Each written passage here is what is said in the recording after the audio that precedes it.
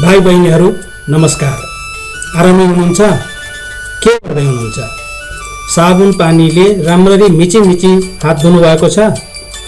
घरमै भौतिक दूरी कायम राखेर बस्नु भएको होला नि, हैन? जनावरहरू नौलो नचिनेका मानिसबाट टाढै बसिरहनु भएको होला नि? विद्यालय जान, साथीभाइसँग मिलेर पढ्न, खेल्न कति रहर लागेको होला कि? अप्ठ्यारो समयमा सबै सहन सिक्नुपर्छ हामीले। नआत्तिकन जिउन सिक्नुपर्छ हामीले। घर पनि विद्यालय हो, प्रथम पाठशाला। बुवा आमा हाम्रा लागि शिक्षक पनि हुन्। टेलिभिजनले, रेडियोले, पुस्तकले, पत्र पत्रिकाहरूले पनि हामीलाई केही सिकाइरहेका छन्। सामाजिक सञ्जालहरूले पनि हामीलाई सहयोग पुर्याइरहेका छन्। यो हाम्रो सिक्ने समय नै हो नि त। दिनहुँ समय मिलाएर किताब पढौँ, टेलिभिजन कक्षा लिउँ, अनलाइन कक्षामा सहभागी हौँ, रेडियो एफएम सुनौँ, घरका साना मसिना काममा सघाउँ, समय मिलाएर इन्डोर आउटडोर गेम पनि खेलौँ, केही पढौँ, केही लेखौँ, केही घुमौँ, केही सोचौँ, केही चित्र कोरौँ, कविता लेखौँ, कथा लेखौँ, रमाइला कुरा गरौँ, रमाइला कहानीहरू पनि पढौँ, रुचि अनुसारको काम गरौँ, आफ्नो क्षमता चिनौँ, रचनात्मक कुरो सोचौँ, सृजनशील काम गरौँ, क्षमता प्रतिभा देखाउँ, अझ त्यसलाई बढाउँ। आउनुहोस्, नोटबुक कलम उठाउनुहोस्। नेवा एफएम मार्फत हामी तपाईँ कहाँ आएका छौँ। तपाईकै मनपर्ने शिक्षक शिक्षिका साथमा लिएर आएका छौँ। नेपाली, अङ्ग्रेजी, गणित, विज्ञान, सामाजिक लगायतका विषयहरू लिएर आएका छौँ। हरेक दिन 11 बजेदेखि 2 बजेसम्म हामी सँगै बस्ने है त। 106.6 मेगाहर्जमा रेडियो शिक्षा कार्यक्रममा कीर्तिपुर नगरपालिका।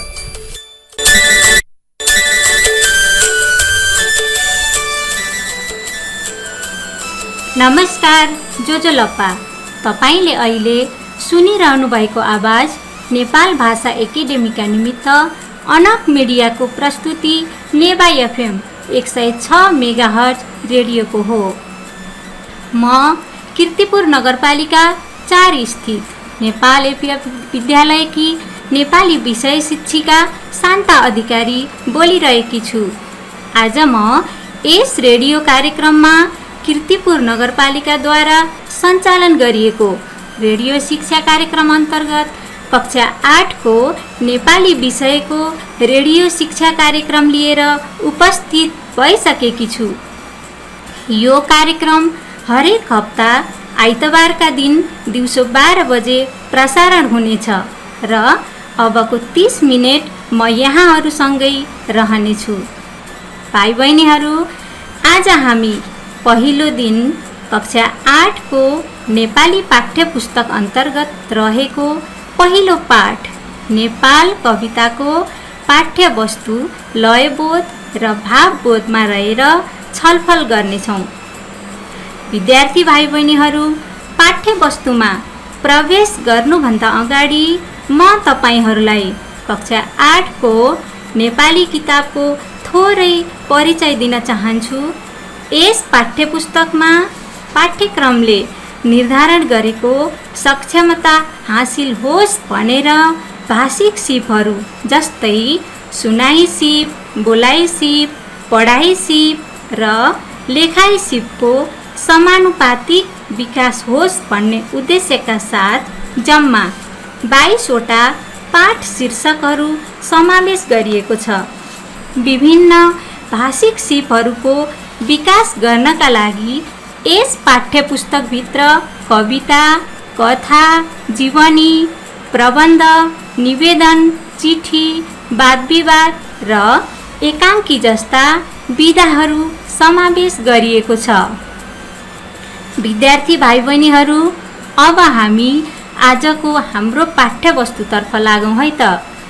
मैले अगाडि पनि भनिसकेँ, आजको हाम्रो पाठ्यवस्तु रहेको छ कक्षा 8 को नेपाली पाठ्यपुस्तकको पाठ 1 मा रहेको नेपाल कविता।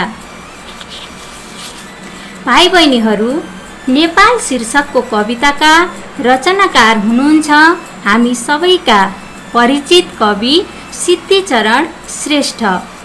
सिद्धिचरण श्रेष्ठले नेपाली साहित्यको इतिहासमा थुप्रै कविताहरू, खण्डकाव्यहरू रचना गरेर योगदान पुर्याउनुका साथै प्रगतिवादी, स्वच्छन्दतावादी काव्यधाराका विशिष्ट कविको रूपमा पनि चिनिनु भएको छ। यो कविको उपाधिद्वारा सम्मानित कवि सिद्धिचरण श्रेष्ठको जन्म विक्रम सम्वत 1969 जेठ 9 गते पिता विष्णुचरण श्रेष्ठ र माता निरकुमारी श्रेष्ठबाट ओखलढुङ्गा जिल्लामा भएको थियो भने उनको मृत्यु 2049 साल जेठ 22 गते काठमाडौँमा भएको थियो।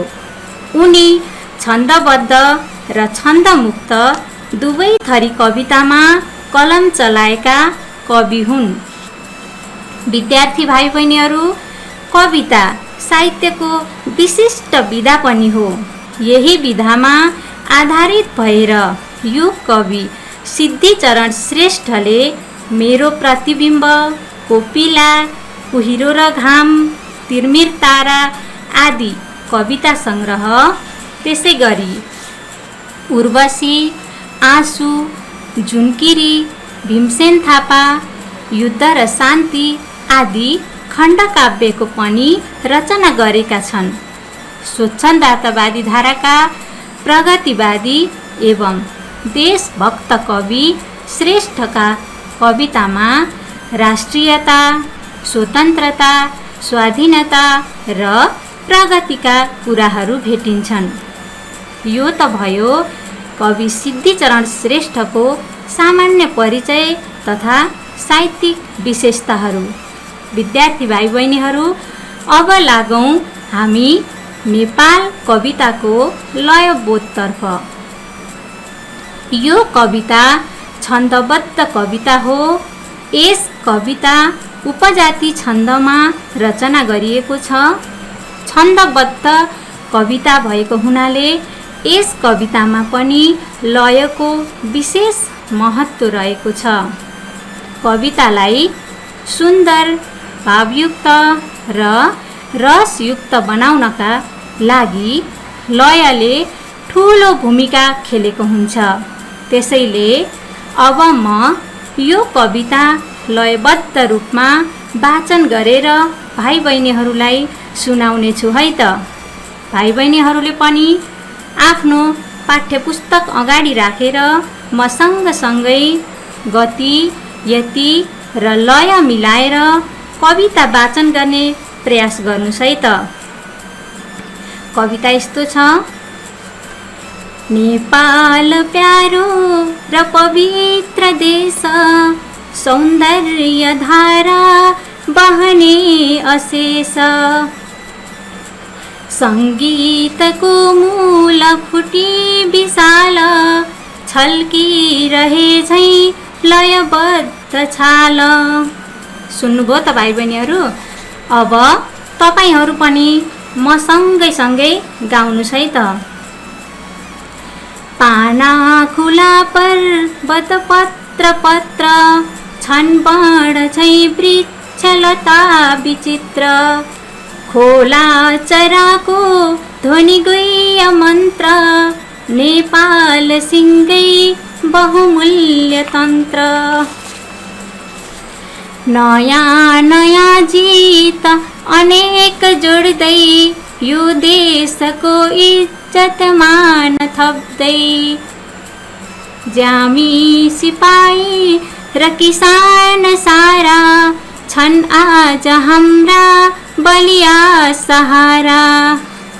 यो देशको सिर्जनको निमित्त, पुर्खाहरूको पसिना र रक्त, हाम्रो बहेको छ नसा नसामा, डोर्याउँदै स्वर्ग छुने दिशामा विपत्ति पर्दा पनि हाँसी हाँसी तयार भई चढ्न समेत फाँसी बाँचे बचाए र रमे रमाए सङ्घर्षले यो मुलुकै जगाए सङ्घर्षले यो मुलुकै जगाए।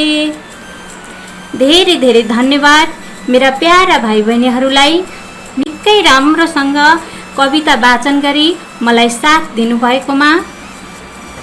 तपाईहरूले कविता वाचन गरिरहँदा मैले भाइ बहिनीहरूलाई यस कवितामा रहेका केही शब्दहरूको उच्चारण गर्न केही कठिन भएको महसुस गरेँ।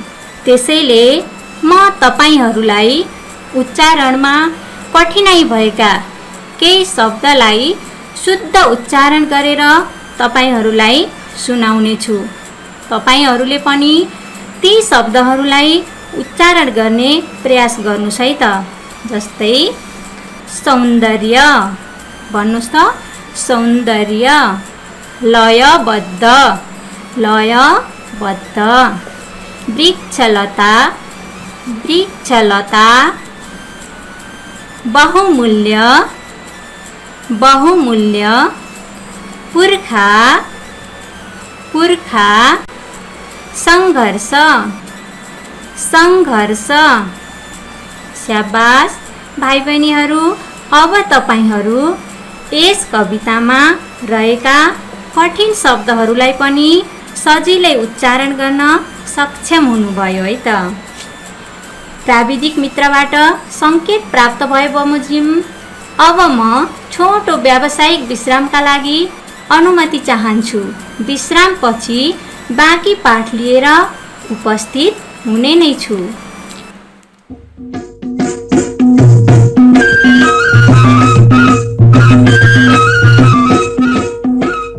झास फगु छेया नीति मागु सकता फर्निचर सामान मासा सूर्य कास्थ उद्योग या सूर्य फर्निचर एंड फर्निशिंग ए स्वपुत यादिस नाप चित मागु खाता दराज सोफा डाइनिङ टेबल पर्दा कार्पेट पार्केट डोरम्याट आदि सकता मासा जिम्ता लुमका दिस सूर्य कास्थ उद्योग या Surya furniture and furnishing Tanglaphant चोक किपू।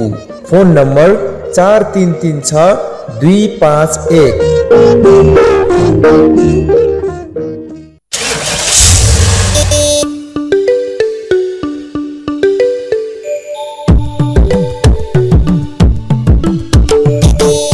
के तपाईँ यात्रा गर्ने सोचमा हुनुहुन्छ? आउनुहोस्, पार्किङ र वासिङको व्यवस्था भएको PM travels and tours private limited कीर्तिपुरमा, जहाँ air ticketing, airport pickup and drop in, trekking, rafting, paragliding, bungee लगायत टुर प्याकेजका साथै भेहिकल सर्भिसका सेवाहरू पनि उपलब्ध छ। PM travels and tours private limited, Tanglaphant, Kirtipur. सम्पर्क 9841301247। Phone number 4333 451।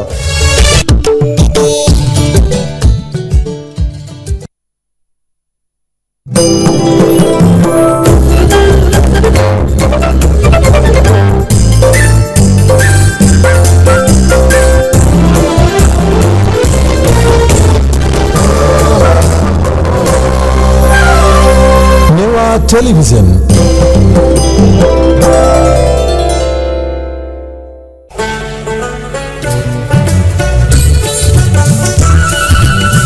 भाषा साहित्य हो संस्कृति याचा तेव्हा ऐकत ऐकत थांबायचा विनायका विनायको गरया नाही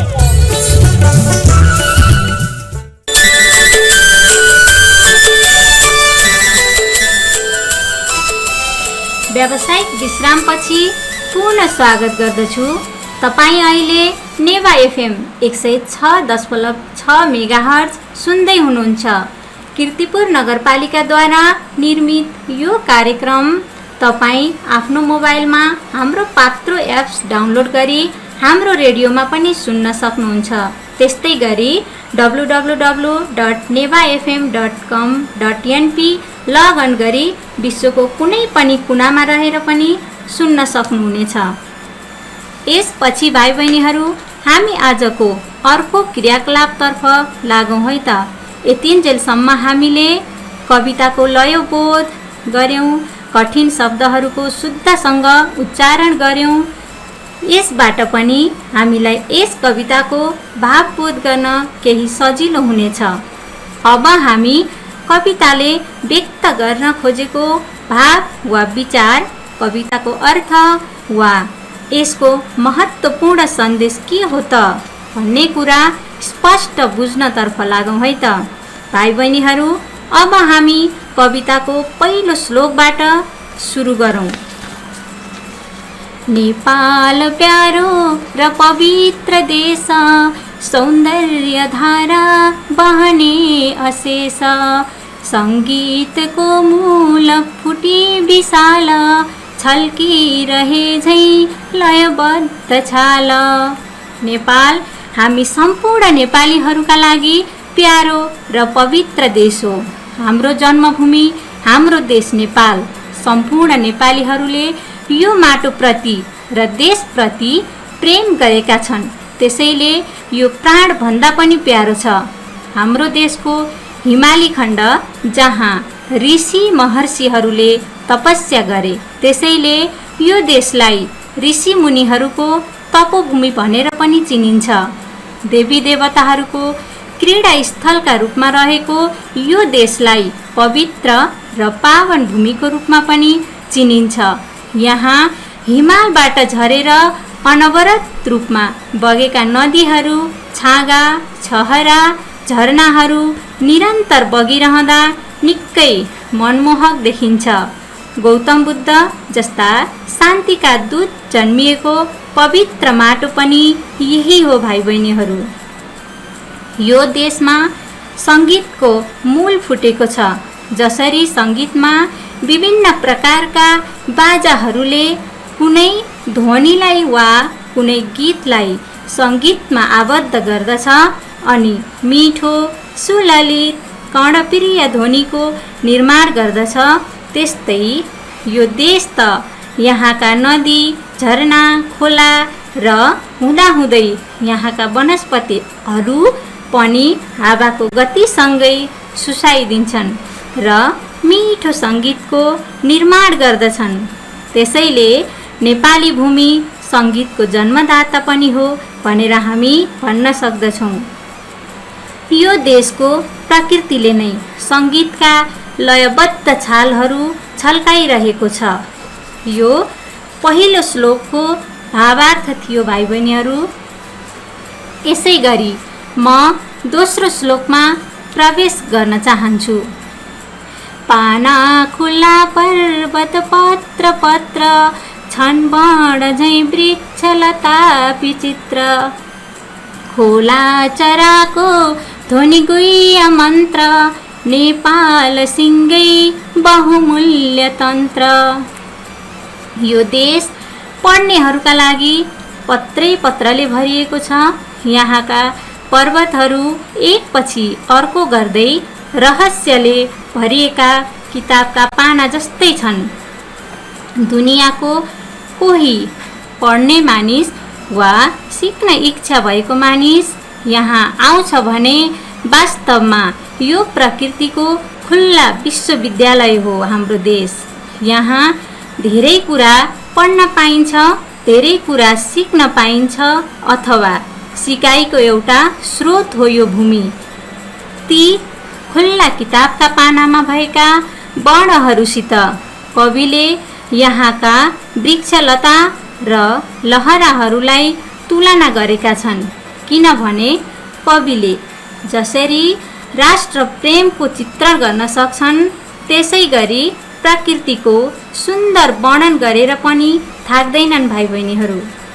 यहाँका खोलाहरू गीत गाउँछन्, चराहरू गीत गाउँछन् र यिनीहरूका ध्वनि अत्यन्तै रहस्यले भरिएका छन्। यी रहस्यमयी ध्वनिहरूमा जसले जे खोज्यो त्यही पाउन सक्दछ। यसरी यो सिङ्गो प्रकृति र संस्कृतिलाई कविले यहाँ बहुमूल्य तन्त्रका रूपमा परिभाषित गरेका छन्। बुझ्नुभयो होइन भाइ बहिनीहरू? यसै गरी अब हामी लाग्दैछौँ कविताको तेस्रो श्लोकतर्फ। अब हेरौँ है त कविले यस श्लोकमा कस्तो भाव व्यक्त गर्न खोजेका रहेछन्। नयाँ नयाँ गीत अनेक जोड्दै यो देशको इज्जत मान थप्दै, ज्यामी सिपाही र किसान सारा छन् आज हाम्रा बलिया सहारा। यो यस्तो पवित्र देश, यस्तो पावन भूमि, सङ्गीतको मूल फुटेको देश, यस्तो रहस्य नै रहस्यले भरिएको खुल्ला पुस्तक जस्तो पर्वतीय पाना भएको देश, यस्तो देश जहाँ सिङ्गो प्रकृतिको शासन चलेको देश, यस्तो देशलाई हाम्रा अग्रजहरूले, हाम्रा पुर्खाहरूले अनेक दुःख पीडा सहेर यो देशलाई एकताको मालामा गाँसे, अनेक प्रकारका जितहरू जोडे। तिनै हाम्रा पुर्खाको रगतले, हाम्रा पुर्खाको अथक मेहनतले, परिश्रमले यो देश विस्तारित भयो र फैलियो। यो भूमि हाम्रा पुर्खाहरूको रगत र पसिनाले जोडेको भूमि हो। अहिले पनि हामी हाम्रो देशप्रति, हाम्रो राष्ट्रप्रति बडो गौरव गर्छौँ। अहिले पनि यो राष्ट्रको इज्जत, मान र प्रतिष्ठालाई उच्च बनाउने प्रयास गर्छौँ। विद्यार्थी भाइ बहिनीहरू, हामी हाम्रो देशप्रति असाध्यै प्रेम गर्ने राष्ट्रप्रेमी नेपालीहरू हौँ। हाम्रो मुटुमा, हाम्रो रगतमा र हाम्रो नसा नसामा यो देशको माया बगिरहेको छ र यो देशलाई समृद्धिको दिशातिर डोर्याउने भनेका यो देशका ज्यामीहरू हुन्, जो श्रम गरेर पसिना बगाएर आफ्नो पेट पाल्ने गर्दछन्, र सिपाहीहरू जसले देशको सीमा रक्षा गरेर देशलाई सुरक्षा दिइरहेका हुन्छन्, र किसानहरू जसले अन्न फलाएर आफू बाँच्छन् र अरूलाई पनि बचाउँछन्। त्यसैले ज्यामी, सिपाही र किसानहरूद्वारा पालित यो देश सदैव आफ्नो गौरवलाई उच्च बनाउन सफल भएको छ। भाइ बहिनीहरू, भाव विस्तारकै क्रममा म अब कविताको चौथो श्लोकतिर प्रवेश गर्छु है त। यो देशको सिर्जनको निमित्त पुर्खाहरूको पसिना र रक्त हाम्रो बहेको छ नसा नसामा, डोर्याउँदै स्वर्ग छुने दिशामा। यो देशको निर्माण गर्नका निमित्त, यो देशको सिर्जना गर्नका लागि हाम्रा पुर्खाहरूले रगत पसिना बगाए। भाइ बहिनीहरू, हाम्रा पुर्खाको रगत पसिनाबाट साटेको भूमि हो यो देश नेपाल। आज हामी हाम्रो देश नेपाल भनेर गर्व गर्छौँ। हामीलाई जन्मेर पाइला टेक्ने ठाउँ दियो यो देशले, हामीलाई बाँच्नको लागि अन्न दियो यो देशले, पिउनको लागि पानी दियो यो देशले। त्यति मात्र होइन भाइ बहिनीहरू, हामीलाई हाम्रो सिङ्गो परिचय यो देशले दिएको छ। आज हामी नेपाली भनेर गर्व गर्छौँ, किनभने हाम्रा पुर्खाले आफ्नो रगत र पसिनाले सिर्जना गरेको हो। त्यही पुर्खाहरूले रगत र पसिना हाम्रो नसा नसामा बगाइरहेका छन्। यो देशको निर्माणको अभियानमा आफूलाई समर्पित गर्ने अनि आफूलाई बलिदान गर्ने ती हाम्रा पुर्खाहरूको योगदानलाई हामीले चाहेर पनि बिर्सन सक्दैनौँ। भाइ बहिनीहरू, अब हामी त्यही पुर्खाको रगतलाई साक्षी राखेर, ती वीरहरूको बलिदानीलाई साक्षी राखेर हाम्रो यो प्यारो देशलाई स्वर्ग छुने दिशामा लिएर अघि बढ्नु छ भनेर कविले यहाँ देश प्रेमको भावनालाई छताछुल्ल पारेका छन्। भाइ बहिनीहरू, मैले त यति 4वटा श्लोक कवि सिद्धिचरण श्रेष्ठको नेपाल कविता तपाईहरूलाई बुझाउने प्रयास गरेँ। तपाईहरूले बुझ्नुभयो कि भएन त यसको मूल्याङ्कनका लागि म तपाईहरूलाई यस पाठको अभ्यास खण्ड अन्तर्गत रहेको प्रश्न नम्बर 5 को क र ख गृह कार्यको रूपमा गर्नको लागि अनुरोध गर्दछु है त। प्राविधिक मित्रबाट समय समाप्त भएको जानकारी प्राप्त भएकोले म आजको पाठ यही अन्त्य गर्न अनुमति माग्दछु। आजको यस कार्यक्रममा प्राविधिक सहयोग गर्नुहुने मित्र सराना महर्जनलाई धन्यवाद दिँदै आगामी हप्ता यही समयमा पुनः भेट्ने बाचाका साथ आजलाई म शान्ता अधिकारीलाई अनुमति दिनुहोस्। छिनछिनमा साबुन पानीले हात राम्ररी धोएर घरमै बस्नुहोस्, सुरक्षित बस्नुहोस्। धन्यवाद। शुभ दिन।